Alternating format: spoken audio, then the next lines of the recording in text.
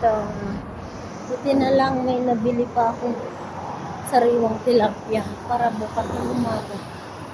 Nailuto ko pagka tapos ko maglinis ng bahay. Habang tulog alaga ako kasi pagkain sa tanghali. Kasi bukas pa ako bibili.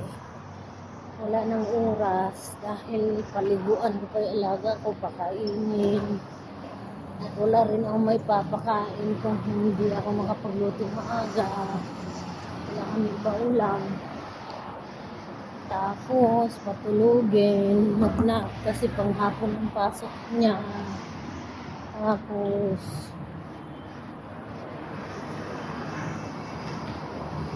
pagka-nap gigisingin ko, bisan pa punta sa school. Tapos dinagdagan ko sitaw.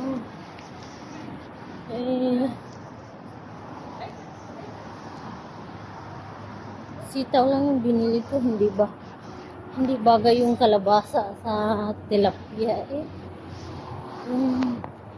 malunggay sana kasi baka ayaw nila, kaya hindi na ako bumili ng malunggay. May nakita sana malunggay dito para sana may dahon. Andito na ako sa baba na dun. Okay, baba ko na.